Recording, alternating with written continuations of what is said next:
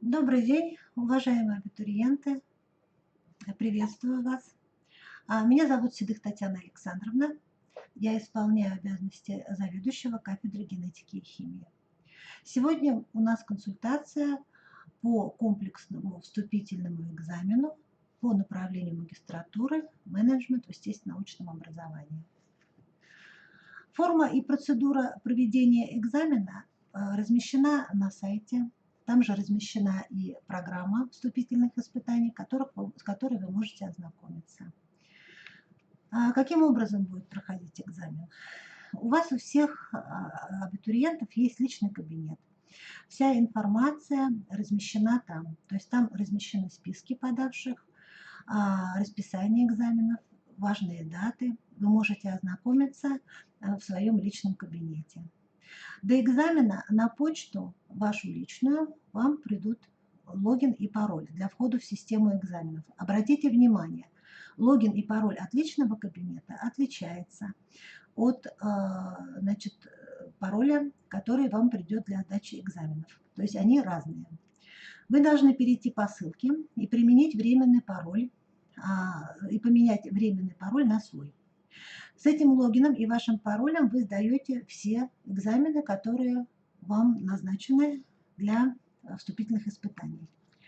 В личном кабинете размещено также расписание вступительных экзаменов, где указана кнопка, имеется «Сдать онлайн».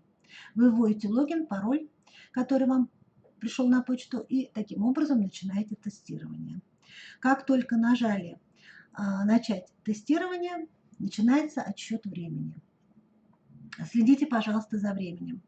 На сдачу экзамена дается только одна попытка.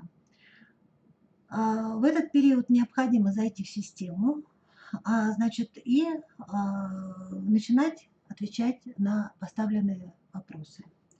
То есть вам дается 1 час для того, чтобы пройти испытание.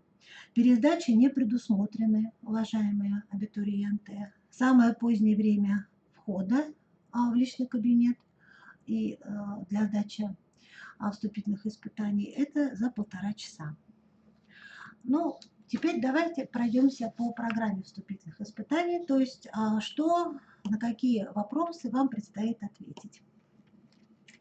То есть в ходе ваших вступительных испытаний по программе менеджмент в естественно-научном образовании вы сдаете тесты по 2 дисциплинам, это по химии и по биологии. Экзамен у нас комплексный, состоит он из 20 вопросов, из которых 5 вопросов будет у вас по химии, по различным разделам, сейчас мы поговорим с вами подробно, и 20 вопросов по биологии. Как мы с вами уже говорили, что на испытании у нас выделено только 60 минут, и вы в результате испытаний ответите на вопросы 25 тестов. Оценка будет проводиться по 100-бальной шкале.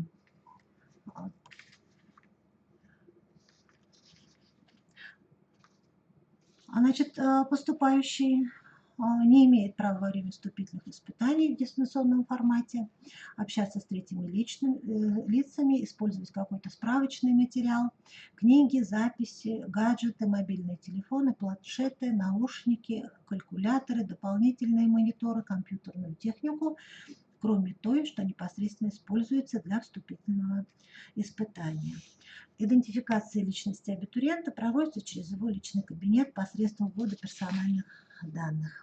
И давайте перейдем к нашим разделам вступительного испытания. Первый раздел – химия, подраздел «Общая химия». Он включает в себя основные понятия и определения. Это атом, химический элемент, относительная атомная и молекулярная масса, химическая связь, растворы, строение атома, протоны и нейтроны в ядре, вокруг которого движутся электроны, атом, электронейтральная частица, то есть числа положительных протонов и отрицательных электронов равны. Определение числа протонов и электронов, исходя из положения химического элемента в периодической системе Дмитрия Ивановича Менделеева. Физический смысл порядкового номера элемента. Принципиальное отличие понятий атом и химический элемент.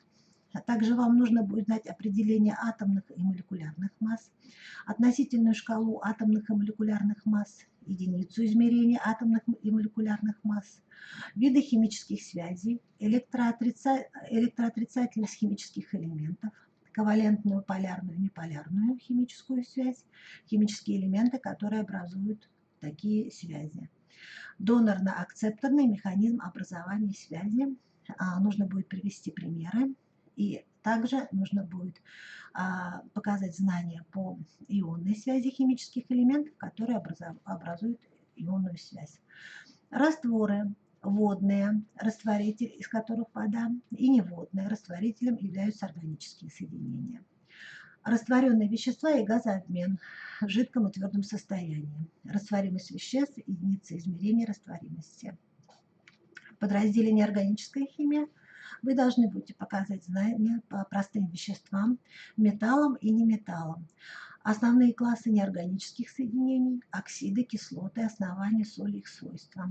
Положение металлов в периодической системе Менделеева, реакции металлов с неметаллами, кислотами, атмосферными основаниями и солями, электрохимический ряд активности металлов, положение неметаллов в периодической системе Дмитрия Ивановича Менделеева, реакция неметаллов с неметаллами и металлами. Атмосферные химические элементы, их положение в периодической системе Менделеева, свойства амфотерных элементов, получение оксидов, кислотные и основные оксиды, реакция кислотных оксидов с основными оксидами и кислотами, реакция основных оксидов с кислотными оксидами и кислотами, получение оснований, в том числе щелочей, реакция оснований с кислотными оксидами, кислотами, получение кислот и реакция кислот с основными оксидами и основаниями. Следующим подразделом химии будет являться органическая химия. Здесь вы должны будете показать знания по основным понятиям и определениям, простым и кратным связям углерод-углерод, структура органических молекул изомерия, основные типы химических органических реакций, основные классы органических соединений, углеводороды, алифатические и ароматические кислотосодержащие соединения, спирты, альдегиды, кислоты, сложные и простые эфиры, азотсодержащие соединения. Способность атомов углерода образовать связи углерод-углерод в линейных и разветвленных цепей. Образование одинарных, двойных и тройных связей. Образование циклических углеродных цепей. Химические элементы, входящие в структуру органических соединений, и номенклатура органических соединений. Нужно будет показать знания по изомерии. Реакция замещения, присоединения, элиминирования, деструкции и изомеризации органических соединений. Углеводороды, алканы, алкены, алкины, ароматические, строение, названия, основные химические свойства. Также в разделе будут приведены вопросы по спиртам, как производным углеводородов, содержащих гидроксильную группу OH. Строение спиртов, название отдельных представителей, химические реакции за счет гидроксильной группы и углеводородного состава. Альдегиды как производные углеводородов, содержащие альдегидную группу COH. Строение, название отдельных представителей, химические реакции за счет альдегидной группы и углеводородного состава. Кислоты органические как производные углеводородов, содержащие карбоксильную группу COOH. Строение кислот, название отдельных представителей, химические реакции за счет карбоксильной группы и углеводородного остова. Простые эфиры как продукты реакции двух молекул спиртов. Строение, название отдельных представителей, свойства сложных эфиров. Также будут вопросы по аминам, как органическим производным аммиака, строение первичных, вторичных и третичных аминов, название отдельных представителей, свойства аминов. Аминокислоты, как производные карбоновых кислот, содержащих дополнительный заменитель в виде аминогруппы. Вот такие знания вам нужно будет показать в процессе ответа на тестовые задания по химии. На самом деле ничего сложного нет. Все это входит в школьную программу, все это вы изучали в свое время. И, в общем-то, тестовые задания, они не являются очень сложными. То есть мы с вами чуть попозже разберем примеры тестовых заданий, которые вы будете, ну да, на которые вы будете отвечать. Переходим к разделу биология. Раздел биология у нас второй, и по нему у нас идет 4 подраздела. Первый подраздел – это растения, бактерии, грибы, лишайники. Основные отделы растений – водоросли, строение, жизнедеятельность одноклеточных и ничатых зеленых водорослей, размножение водорослей, значение водорослей в природе и жизни человека. Мхи – строение и размножение, усложнение в процессе эволюции значения. Папоротникообразные – строение и размножение на конкретном примере. Усложнение в процессе эволюции, папоротники, хвощи, плуны, роль в природе. Голосеменные растения, строение и размножение на конкретном примере, усложнение в процессе эволюции, многообразие значений в природе и в хозяйственной деятельности человека. Покрытосеменные, особенности строения и жизнедеятельности покрытосеменных и классификация. Класс двудольные растения, характеристика семейств крестоцветных, разоцветных, бобовых, посленовых и сложноцветных, их значение в природе и жизни человека. Класс однодольные растения, семейства, лилейные, злаки, отличительные признаки растений данных семейств, их биологические особенности и значения. Бактерии, особенности строения жизнедеятельности прокариотической клетки, форма бактерий, размножение бактерий, роль бактерий в природе и жизни человека. Общая характеристика царства грибов. Особенности строения и жизнедеятельности шляпочных грибов, дрожжи, плесневые грибы, пеницилл и мукор, грибы-паразиты, их строение, питание, размножение, значение грибов в природе и хозяйственной деятельности человека. Лишайники. Строение, питание, размножение лишайников как симбиотических организмов, многообразие лишайников, роль лишайников в природе и жизни человека. Подраздел второй – это животные. Одноклеточные. Общая характеристика, среда обитания, особенности строения и жизнедеятельности одноклеточных животных, передвижение, питание, дыхание, размножение, образование цист, многообразие и значение одноклеточных животных. Тип кишечно-полостные. Общая характеристика типа – гидропресноводная, среда обитания, внешнее строение, вид симметрии, дифференциация клеток у кишечно-полостных, питание, передвижение, регенерация, размножение и так далее. Тип плоские черви, класс ресничные черви, белая планария, среда обитания, внешнее строение, передвижение. Двусторонняя симметрия, ткани, органы системы органов плоских червей, классы сосальщики и ленточные черви. Особенности строения жизнедеятельности в связи с паразитическим образом жизни, жизненные циклы и так далее. Тип круглые черви, аскариды человеческое, внешнее и внутреннее строение, жизнедеятельность и размножение. Тип кольчатые черви, общая характеристика типа, класс мылощетинковые черви, дождевой червь, среда обитания, внешнее и внутреннее строение, роль дождевых червей, почвообразование, отличительные особенности класса многощетинковых червей и пиявок. Тип моллюски. Общая характеристика типа, особенности строения, питания, дыхания, размножения на примере одного из представителей многообразия моллюсков, класс брюхоногие, двустворчатые головоногие. Тип членистоногие. Общая характеристика типа членистоногие, класса ракообразные, паукообразные насекомые, общая характеристика классов среда обитания, особенности строения, жизнедеятельности, размножения. Тип хордовые. Общая характеристика происхождения хордовых, особенности строения ланцетика, надкласс рыбы, общая характеристика, особенности внешнего и внутреннего строения в связи со средой обитания, размножение и развитие хордовых, класс хрящевые рыбы, морфологические особенности распространения, класс костные рыбы, отличие костных рыб от хрящевых, особенности кистеперых рыб, связанных с выходом на сушу, многообразие значения рыб.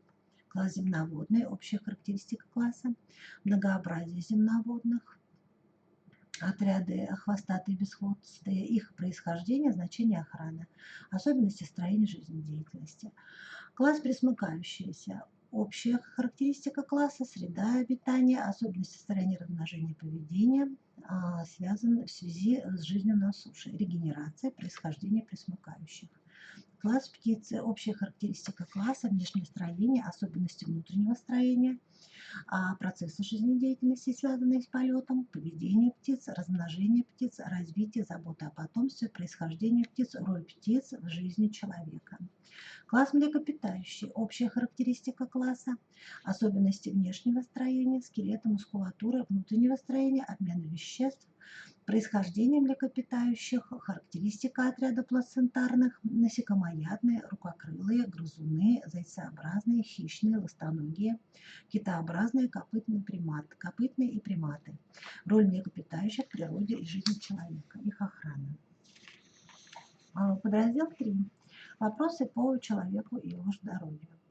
Основные ткани организма человека, органы и системы органов, связь их строения с выполняемыми функциями, опорно-двигательная система человека, нервная и гуморальная регуляция, функции физиологических систем, особенности скелета человека, связанные с трудовой деятельностью и прямохождением, состав строения костей, рост костей, мышцы, их строение, функция.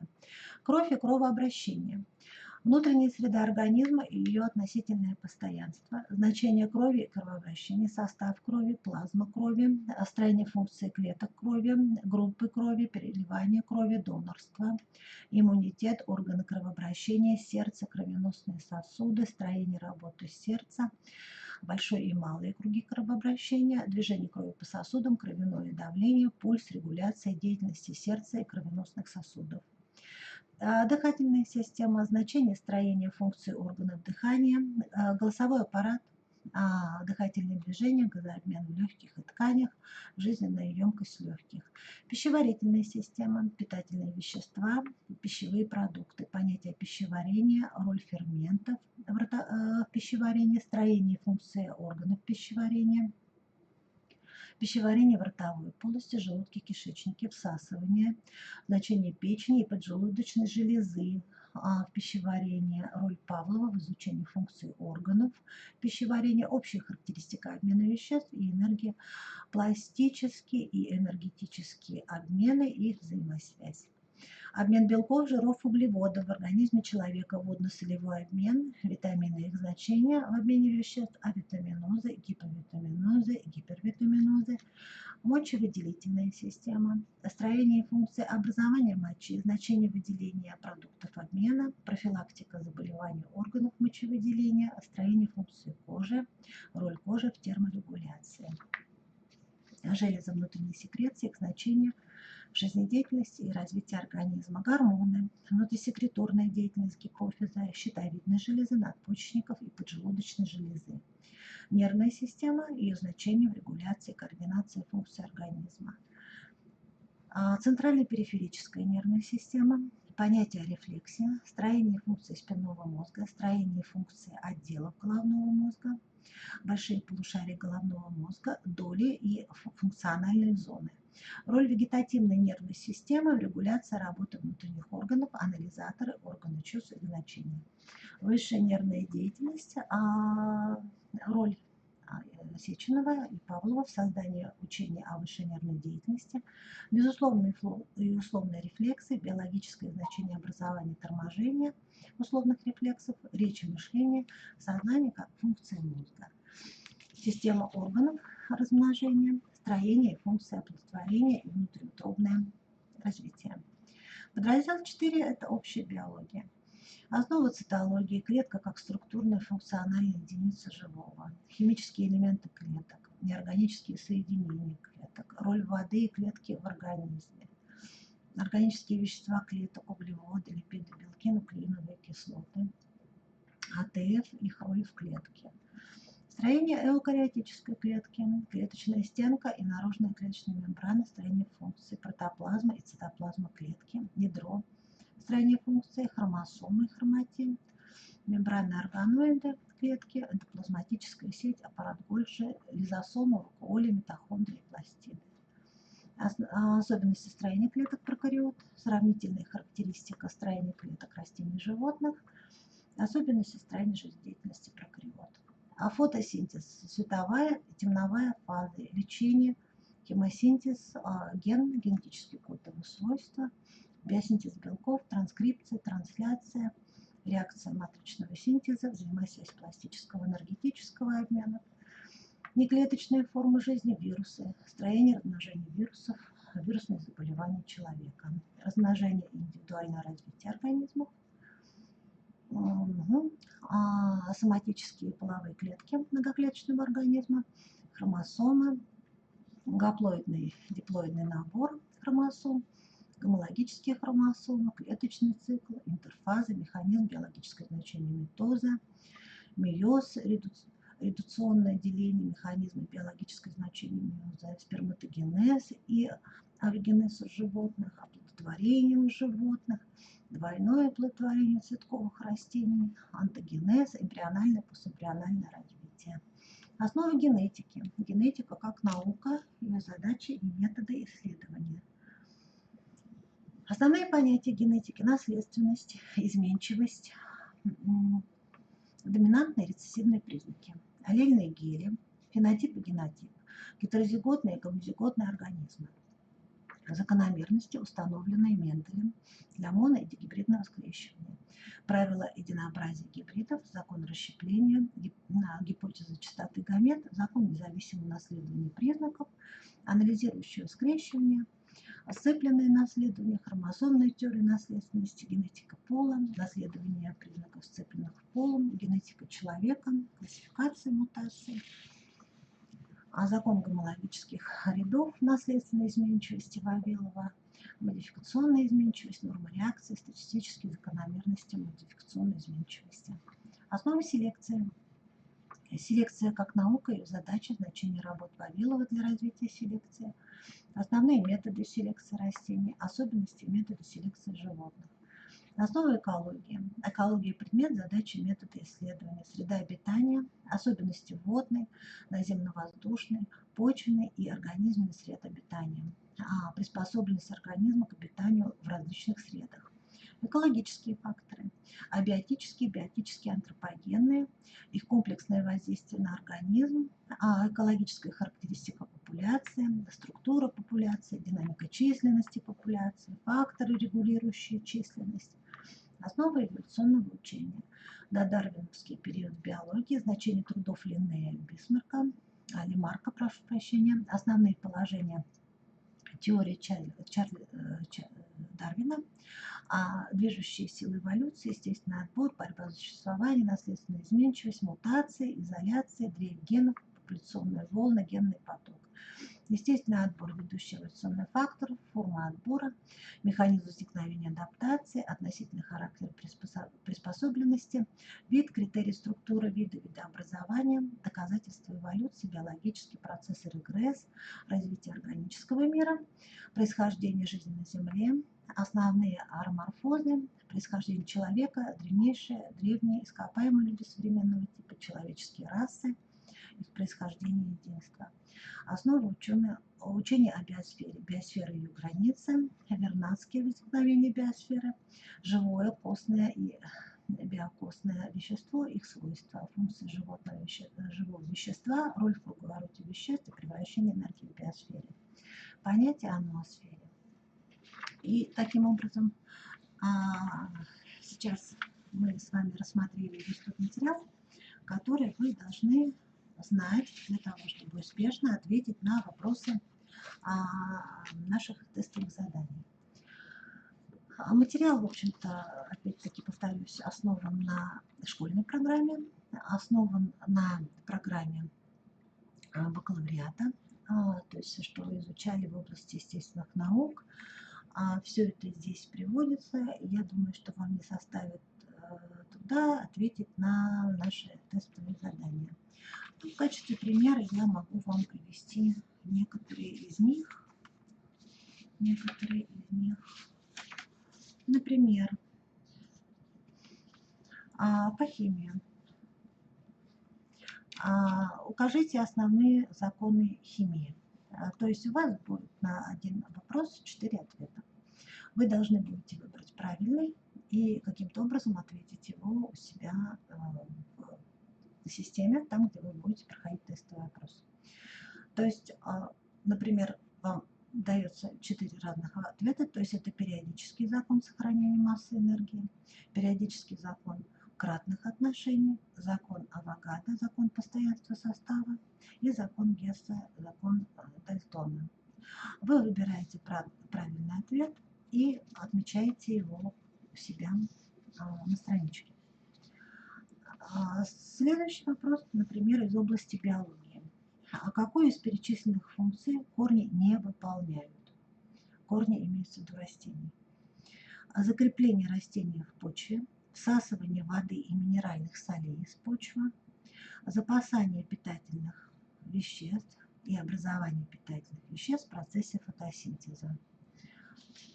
Вот, опять-таки выделяете правильный ответ и после этого переходите к следующему вопросу.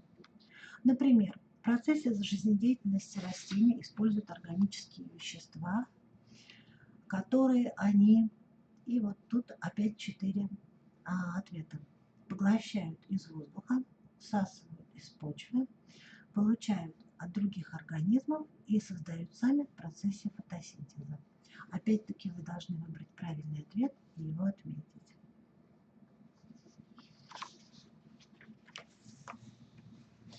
Например, следующий вопрос. Переваривание пищи начинается вне пищеварительного канала у пауков, насекомых, ракообразных или моллюсков. Также отвечаете, находите правильный ответ, отвечаете его и переходите дальше. Ну вот признак приспособленности птиц к полету, например. Еще один вопрос. Это появление четырехкамерного сердца, роговые щитки на ногах, наличие полых костей и наличие копчиковой железы. То есть как раз полые кости будет правильный ответ, потому что птица максимально облегчает себя для того, чтобы летать. Ну и так далее, уважаемые наши абитуриенты. То есть я надеюсь, что мы с вами разобрали все необходимые вопросы. У нас с вами будет назначен день консультации, когда вы можете свои вопросы подготовить и нам позадавать. Мы с удовольствием на них ответим. Поэтому, в общем-то, я хочу с вами попрощаться и жду вас, ваши вопросы на консультации. Всего доброго. Мы очень рады, что вы поступаете к нам, и мы с вами совместно проведем вступительные испытания, и вы будете учиться в нашем педагогическом университете. Всего доброго. Я жду вас на консультации и на экзамене, соответственно.